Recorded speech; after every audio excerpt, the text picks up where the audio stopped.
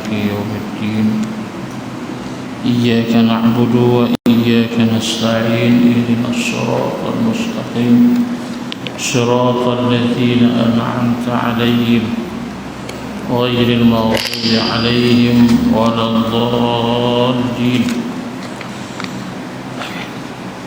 السلام عليكم ورحمة الله وبركاته. الحمد لله رب العالمين وبه نستعين على أمور الدنيا والدين.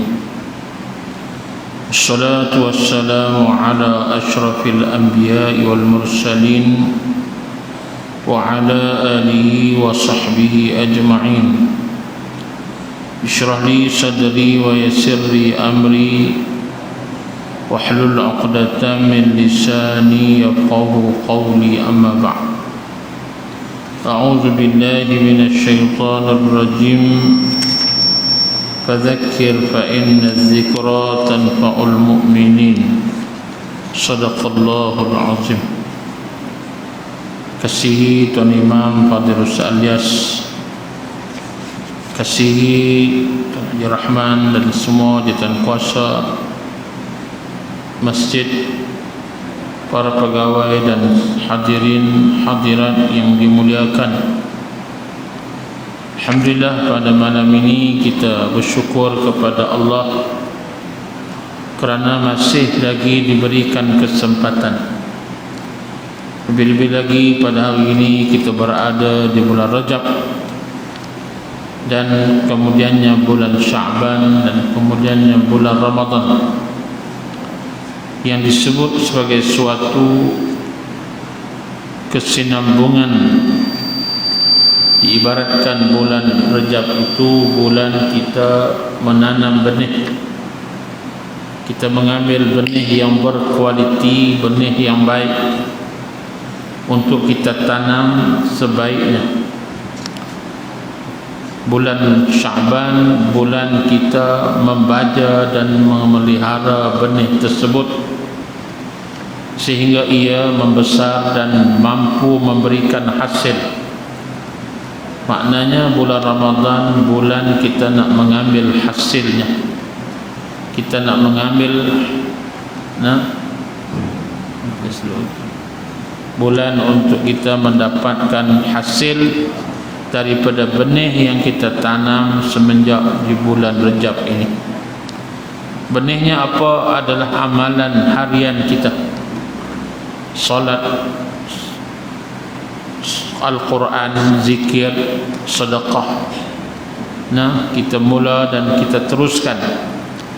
Puasa, bangun malam, berqiyamul lail, yang mana itu merupakan rutin harian kita, sehinggalah menjadi sebati dan ringan kita untuk beramal, sehinggalah kemuncaknya pada bulan Ramadan kita lakukannya bersungguh-sungguh untuk memperolehi maqam muttaqin, maqam taqwa yang diberikan kepada orang yang terpilih. La'allakum tattaqun, mudah-mudahan mereka itu siapa? Orang yang beramal sebaiknya dan yang cemerlang di bulan Ramadan itu. Kita berdoa mudah-mudahan kita termasuk dalam kelompok itu, insya-Allah. Malam ni kita sambung bab yang ke-6, yaitu bab yang ke-6 daripada bahagian yang pertama daripada buku Apakah Arti Saya Menganut Islam, di mana dia ada dua bahagian, bahagian pertama dan bahagian yang kedua. Maka bab yang ke-6 ini adalah bab yang terakhir daripada 6 tajuk, yaitulah yang pertama, saya mestilah Muslim di sudut akidah. Yang kedua, saya Muslim di sudut ibadah. Yang ketiga, saya Muslim di sudut akhlak. Yang keempat, saya Muslim di sudut keluarga. Yang kelima, saya mesti mampu mengawal diri. Yang keenam, tajuknya ialah saya wajib meyakini. Yakin maknanya tidak ragu dan tidak was-was bahawa masa depan adalah untuk Islam. Maknanya masa depan adalah untuk Islam. Maknanya apa? Maknanya Islam ini akan menang. Islam akan memimpin dunia. Islam akan menguasai dunia. Walaupun hari ini keadaan ancaman, tekanan yang berlaku kepada Islam dan umatnya sangat dahsyat, tetapi yakinlah,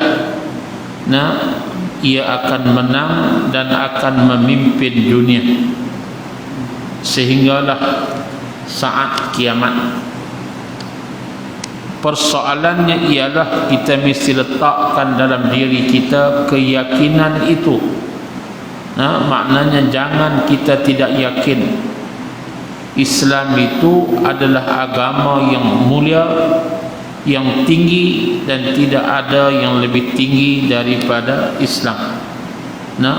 Al-Islam ya'lu wa la yu'la alaih. Islam itu tinggi dan tidak ada yang lebih tinggi daripada Islam. Ini akidah kita, ini keyakinan kita. Qala al-musannifu rahimahullahu ta'ala wa nafa'ana bi'ulumihi darain. Keimanan saya dengan Islam, imannya saya dengan Islam sewajarnya sampai ke darjah yakin. Mana yakin, tidak ragu, tidak was-was, tidak waham, tidak syak. Yakin bahawa masa depan kelak ialah milik Islam.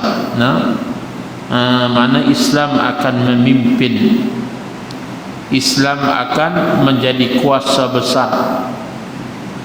Justru Islamlah yang paling ampuh dan mampu untuk menyusun urusan hidup dan memimpin manusia.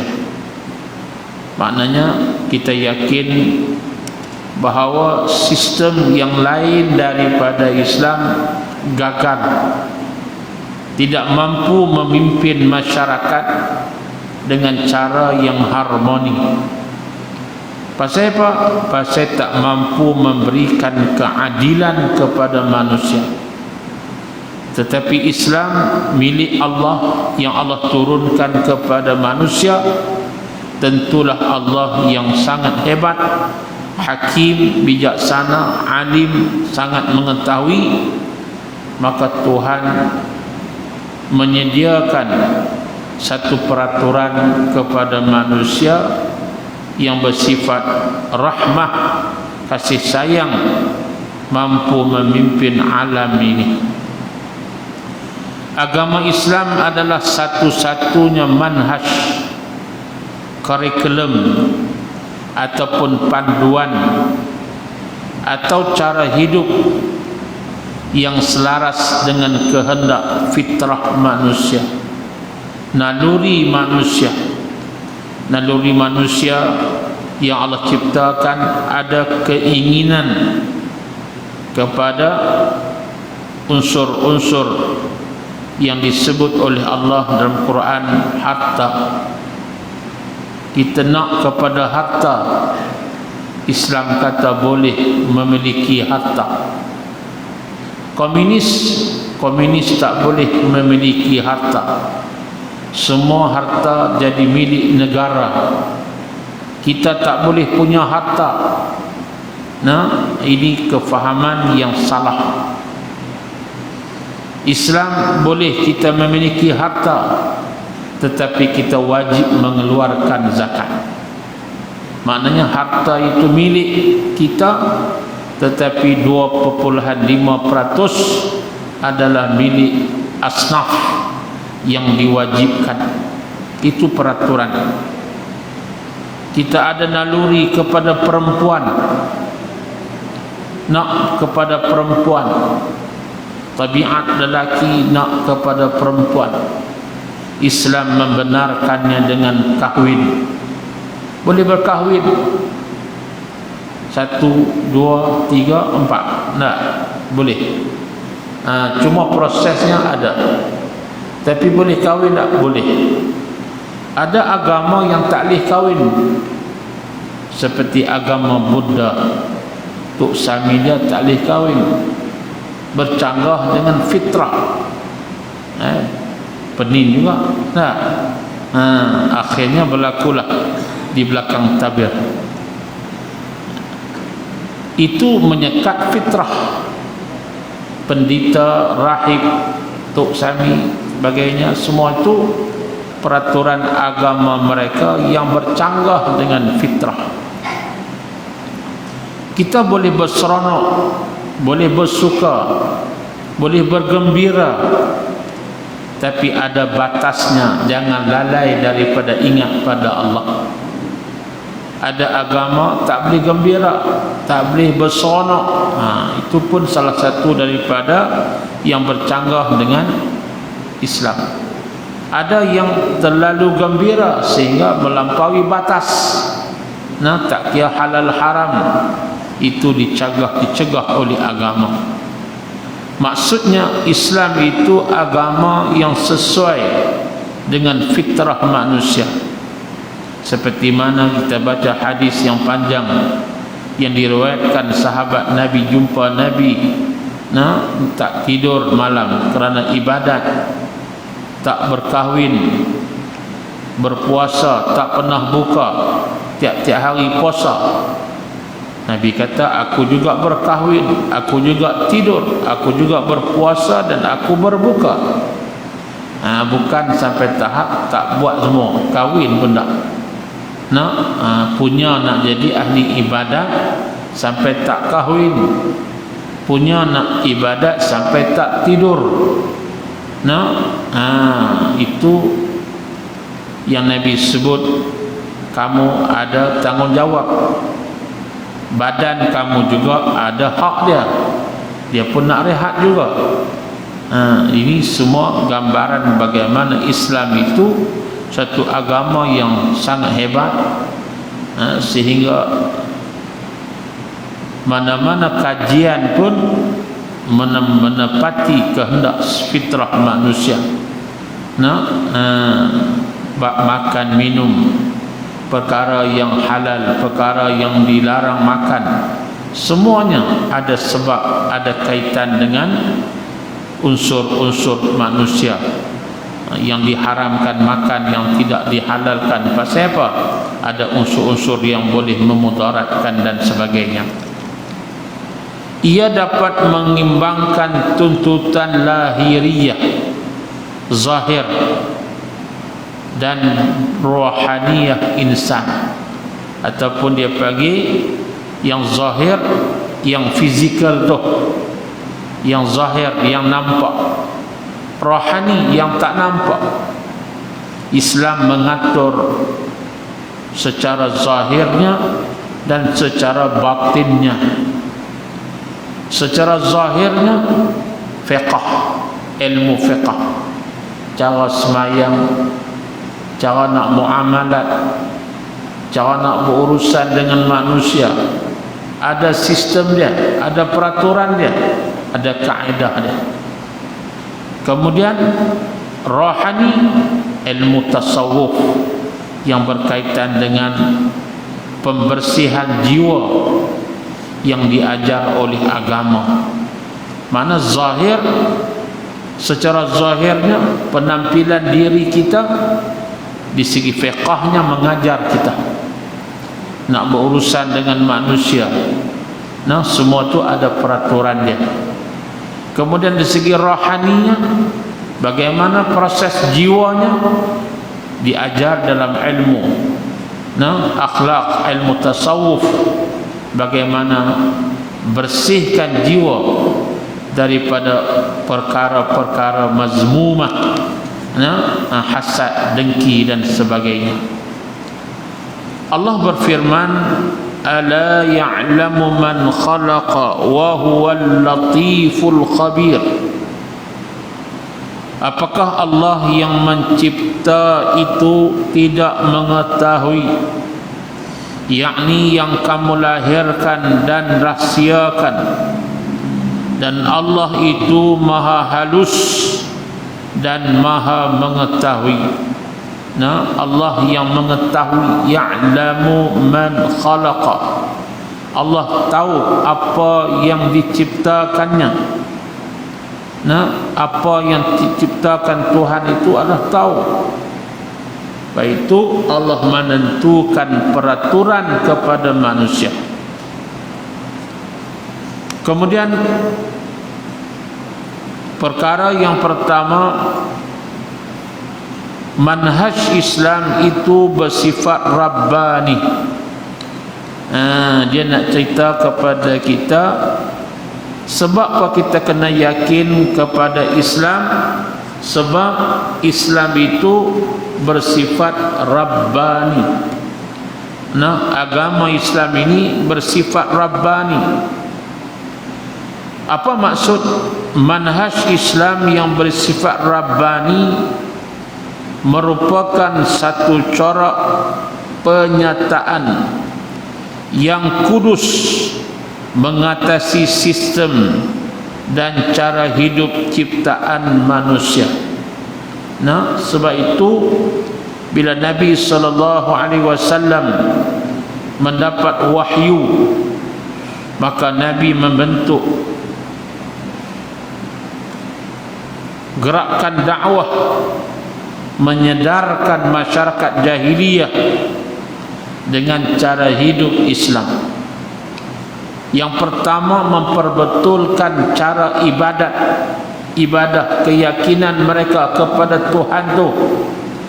Perbetui, jangan sembah patung dan berhala, sembah Tuhan. Kemudian mengajar mereka akhlak, bagaimana kelaku dan perangai yang baik. Nabi ajar kepada mereka.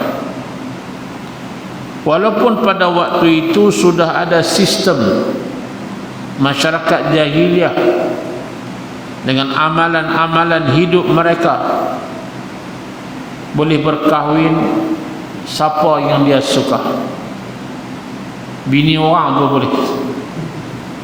Dia berkenan kawan tu, dia kahwin, dia paksa kawan tu, terima dia. Anak siapa, bini siapa, dia tak kira. Mereka tidak ada sistem yang bersifat adil. Orang yang berkuasa, orang yang kaya, yang punya harta, dia boleh buat apa saja, menindas golongan yang susah.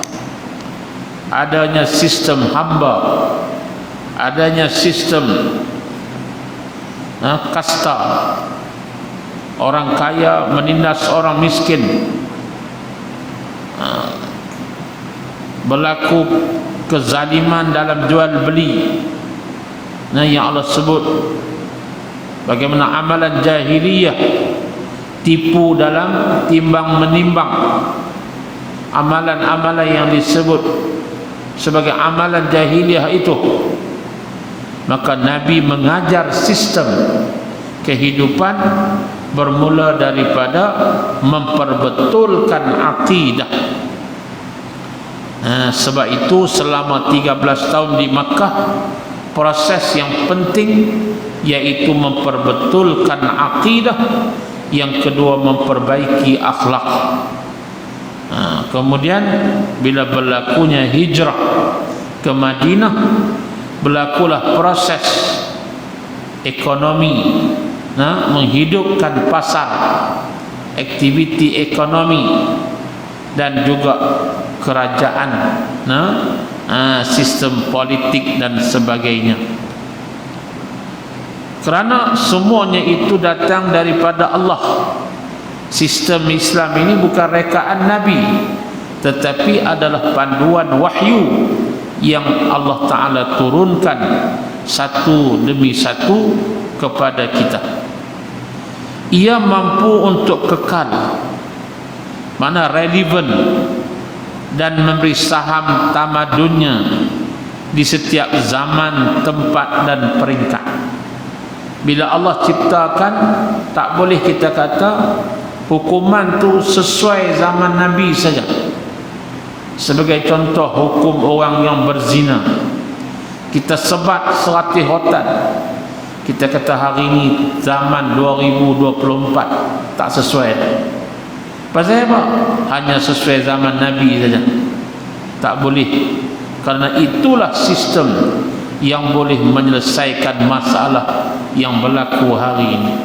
Cuba try sekali. InsyaAllah buat sekali akan selesai masalah ini.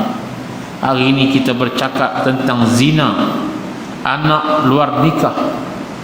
Bukan seorang, ramai, sehingga duduk dalam satu kelompok. Anak luar nikah, bukan anak orang lain, pak melahirkan anak daripada anaknya. Bukan anak daripada bini dia, anak daripada anak dia. Berzina dengan anak sendiri sehingga melahirkan anak, tu nak panggil apa? Cucu dia apa? Tak. Berlaku sumbang mahram, yang hari ini sangat kritikal.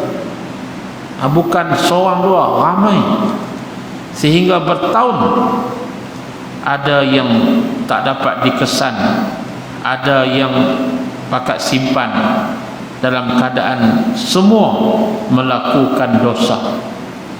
Nak jadi lagu mana? Wallahu a'lam. Nanti anak esok kahwin pun jadi penin semua.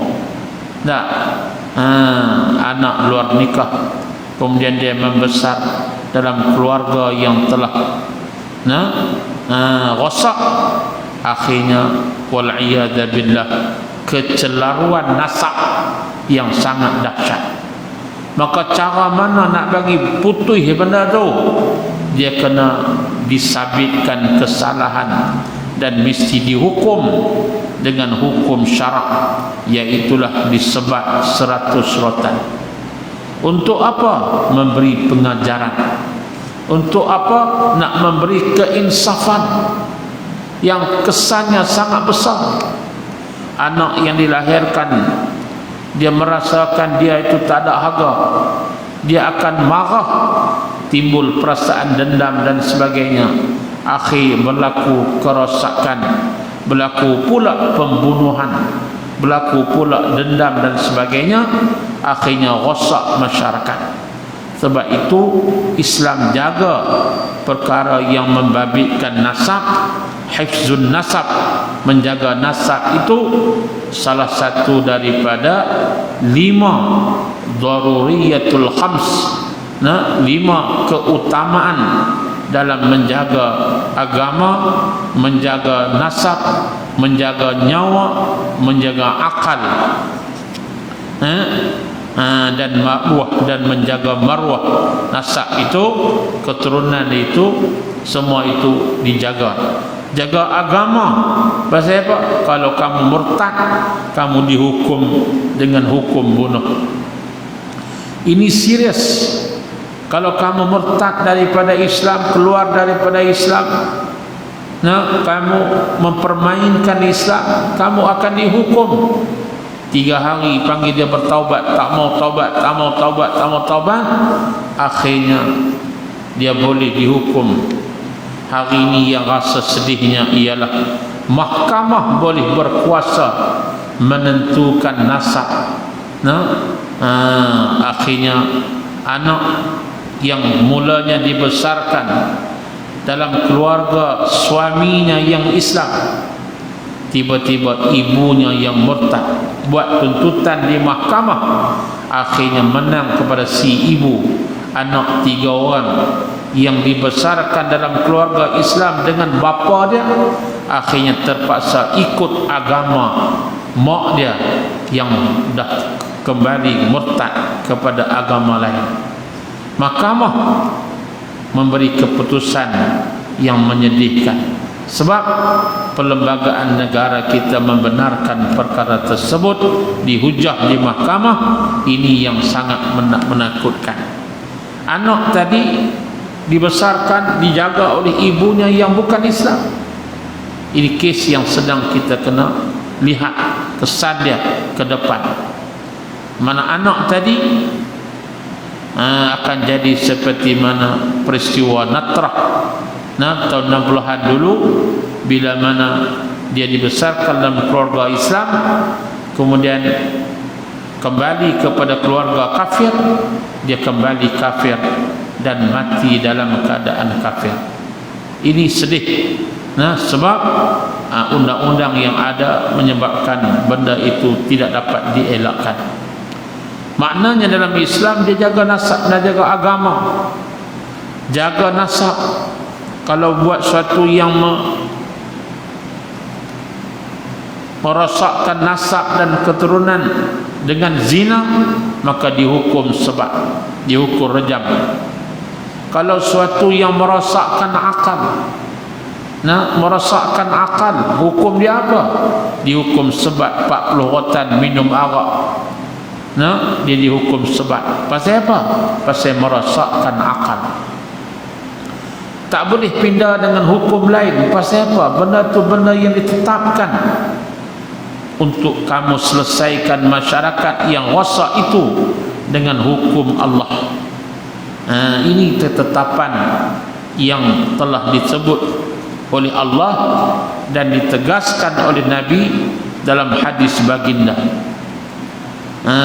Yang membabitkan nyawa kamu membunuh manusia.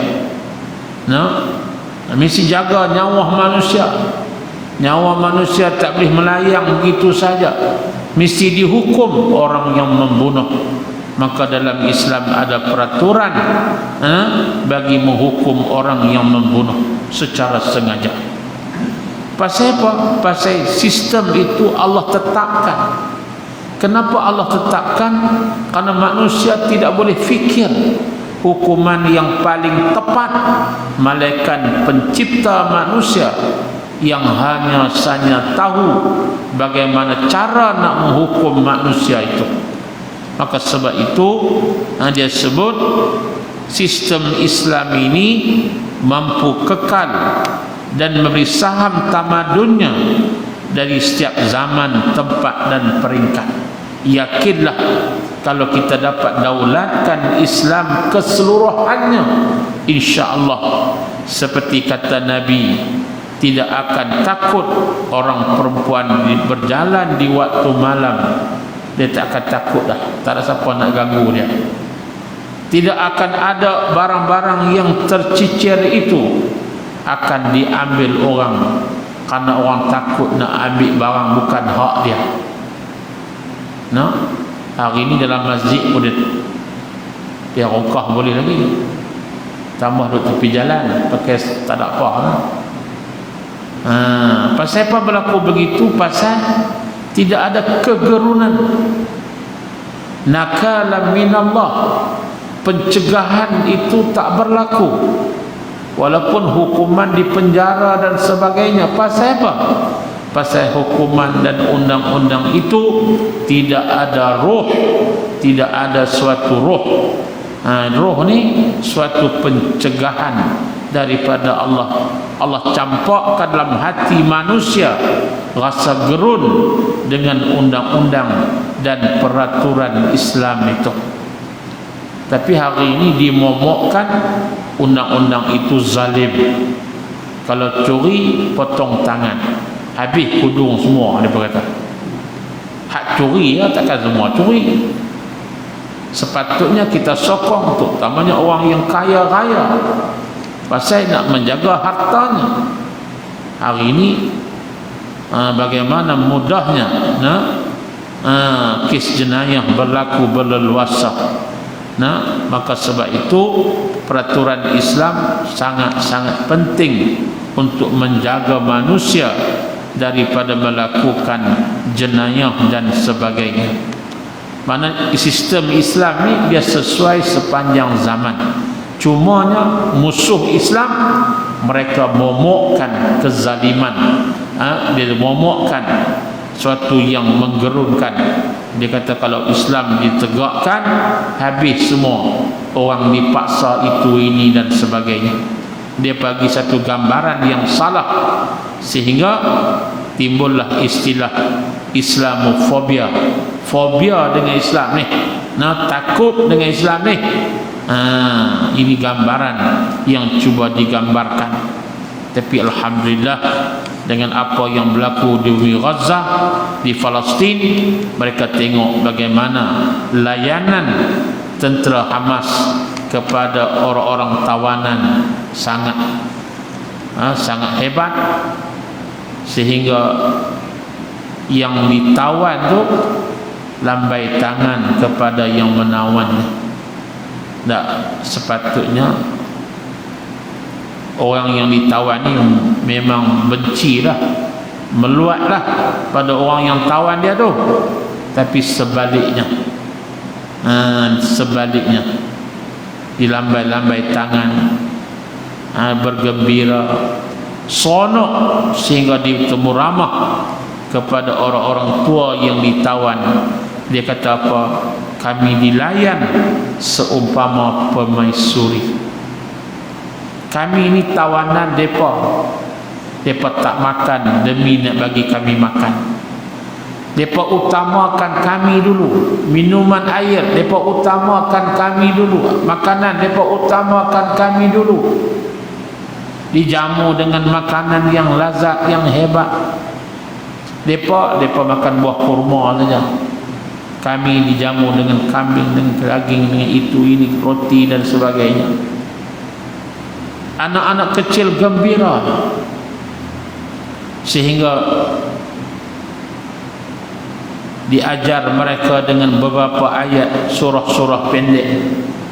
Tawanan-tawanan ni hafal surah-surah pendek.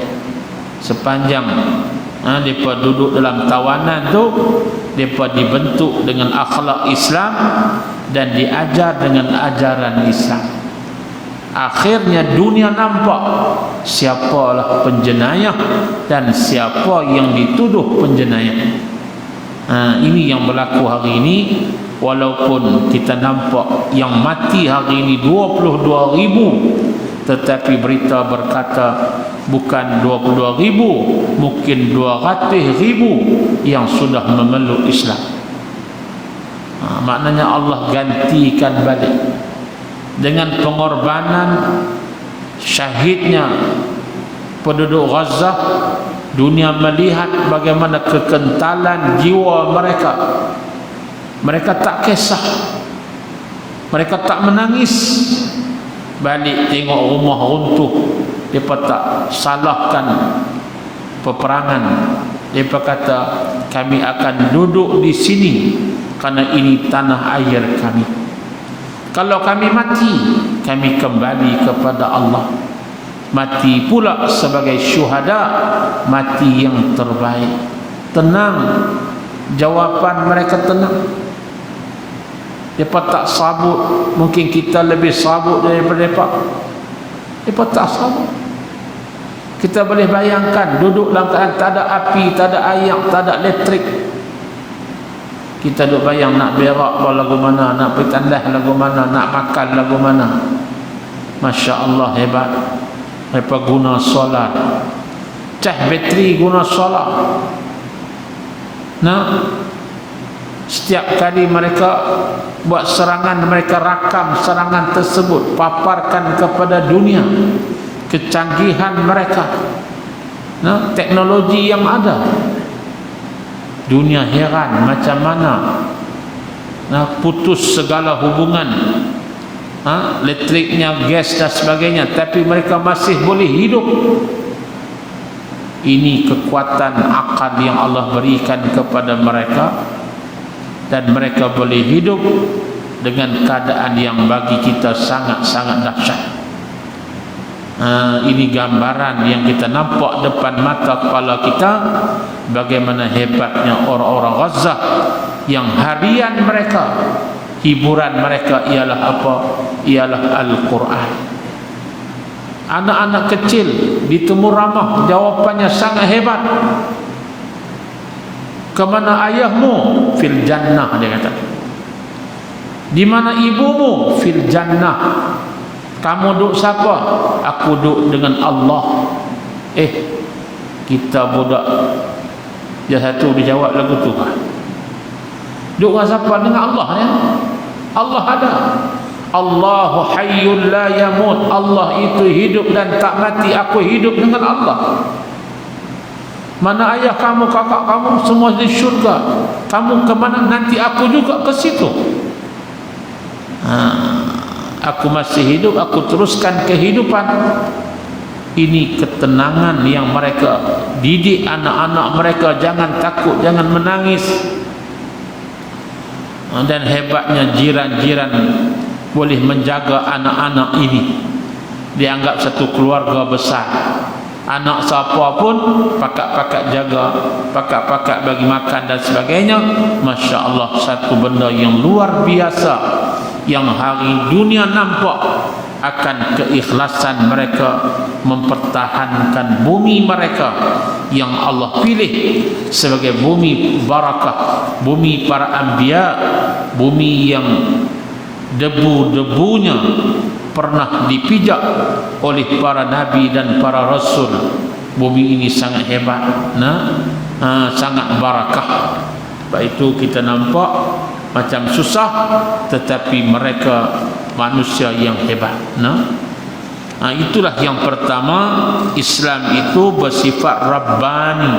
Apa Rabbani? Rabbun. Rabbun itu Tuhan, bersifat ketuhanan. Islam ni tak boleh kita pandai-pandai duk reka. Pasal apa? Pasal Tuhan dah datang dengan package yang sudah lengkap untuk kita amalkan dan kita laksanakan daripada petunjuk para nabi dan para alim ulama kita, menjadikannya sebagai satu panduan kepada kita semua.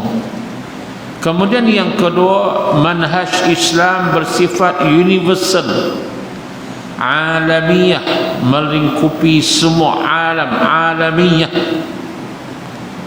Manhaj Islam yang bersifat sejagat, universal, menyerlah ciri keinsanan dan ciri infitah, yakni bersifat terbuka dan kelapangan serta daya untuk menanggung kemungkinan-kemungkinannya. Cara infitah ini mengatasi pertimbangan kedaerahan. Dia bukan untuk orang Arab saja.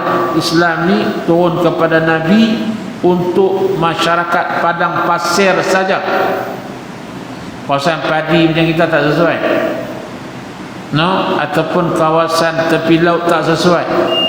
Tidak, Islam itu bersifat menyeluruh, tak terhad kepada kedaerahan. Perkauman Islam itu sesuai untuk orang Arab saja kah? Orang Melayu tak boleh, orang Cina tak boleh, orang Eropah tak boleh? Tidak. Islam itu bukan bersifat hanya kebangsaan Arab dan sebagainya. Islam itu merangkumi seluruh bangsa, seluruh warna kulit, seluruh sempadan geografi, semua ada. Baik orang putih, orang kulit hitam, orang sawo matang, orang belah Asia, belah Afrika, semuanya boleh beramal dengan Islam yang bersifat alami. Alami ini mana? Menyeluruh seluruh alam. Ciri ini sebenarnya adalah cetusan dari sibrah Rabbaniyah, celupan Rabbani itu sendiri, di mana Islam itu adalah daripada Allah. Wa ma arsalnaka illa rahmatan lil alamin, rahmat kepada alam, bukan hanya alam manusia. Islam bersifat rahmah juga, kasih sayang juga kepada alam haiwan, alam tumbuhan, alam yang berada di lautan, semuanya Islam bersifat kasih sayang kepada semua. Baik itu kita pergi ke Mekah, kita tengok sebelah kita kulit hitam, sebelah kita kulit putih, ada semua. Dan kita pula jangan duk kira kulit hitam tak boleh duduk ni. Nah, tu siapa dia? Orang Islam juga. Semua tu bersama, satu kiblat, satu esa pada Tuhannya, sembah Allah. Nabi Rasul adalah Muhammad sahaja. Semua tu satu. Baik itulah kita ni berada dalam suatu keluarga besar yang sama-sama berakidah dengan akidah yang sama. Sebab itulah lafaz yang menyatukan kita adalah Assalamualaikum. Pilah tang mana pun kita bagi salam, insya-Allah mereka yang berkata ini saudaraku dalam Islam, bagi salam, masya-Allah, maka kita boleh berkomunikasi dengan dia dengan cara yang sangat hebat. Bila dia tahu kita Islam, macam satu keluarga, satu keturunan, satu pertalian darah yang luar biasa. Pasal apa? Kita dibina atas dasar akidah yang satu, akidah yang sama. Maka lahirlah kasih sayang, kesetiaan, hubungan silaturahim dan persaudaraan yang kukuh di antara satu sama lain. Pasal kita bukan dipisahkan dengan warna kulit, dipisahkan oleh bangsa, dipisahkan oleh keturunan dan sebagainya, tidak. Itulah Nabi pernah menegur mereka yang menganggap Bilal itu dengan kulit hitam, yang sangat, bagi kitanya kulit hitam lah, maknanya seolah-olah dia tu hina. Tidak, Nabi kata jangan, dia orang yang mulia. Aku dengar tapak kakinya dalam syurga walaupun dia kulit hitam, rambut dia rintin, nampak tak apa elok, tapi sebenarnya dia diangkat makamnya sebagai ahli syurga karena amalannya yang luar biasa. Kita yang badan sadar ni, hak putih melepak tak tentu ni. Tak. Sebab tu kita kena ingat, mungkin mereka lebih hebat daripada kita. Sebab itu Islam ini bila dia datang, semua bangsa boleh bersatu atas dasar Islam. Sebab itulah hari ini Islam semakin berkembang, berada di Eropah, berada di Rusia, malah di China pun Islam, orang Islam ramai dan dapat beramal dengan cara hidup Islam di mana-mana. Pasal apa? Sebab sistem Islam itu dia tak bersifat daerah, tak bersifat negara, dia boleh diamalkan di mana-mana. Saya ambil contoh mudah. Kalau kita nak semayang, tiba-tiba tak ada wuduk, tak ada air, boleh dah semayang? Boleh. Guna apa? Guna air, guna tayamum dengan tanah. Mana air tak ada, tanah tak mana boleh cari, ada. Mana boleh semayang? Maksudnya Islam tu dia atur sistem sesuai, ada jalan keluar dia. Tak boleh dengan wuduk, guna tanah. Tak boleh tanah, dua-dua tak ada, boleh semayang? Boleh. Macam mana carang semayang tanpa ada dua alat suci, faqidut taharain dia panggil. Boleh semayang? Boleh. Semua tu ada panduan dan jalan keluar dia.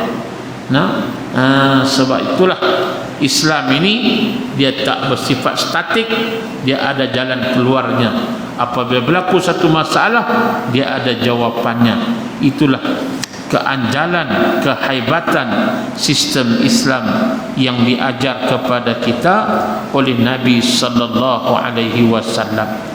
Kita baca dua. Yang pertama, Islam bersifat Rabbani, iaitu daripada Allah. Yang kedua, Islam bersifat universal, menyeluruh sekalian alam. Dan yang ketiga nanti, iaitulah Islam bersifat anjal. Yang keempat, Islam bersifat syumul. Yang keseterusnya adalah kegagalan sistem ciptaan manusia, sama ada sistem sosial, sistem ekonomi, sistem politik, dan sistem kenegaraan.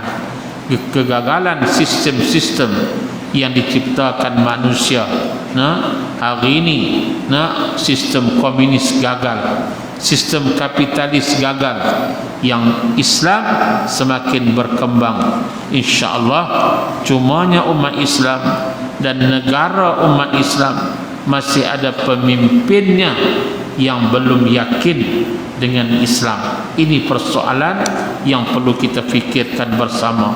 Wallahu alam. Aqulu qawli hadza wa astaghfirullah. Assalamualaikum warahmatullahi wabarakatuh. Alhamdulillahi rabbil alamin. Wassalatu wassalamu ala rasulil amin wa ala alihi wa sahbihi ajma'in.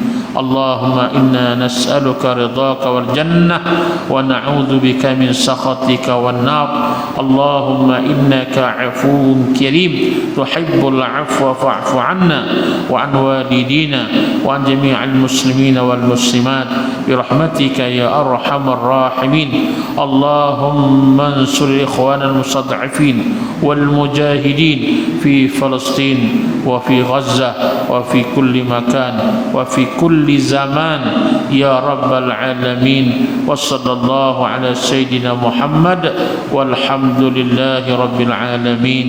Qabbalallahu minkum.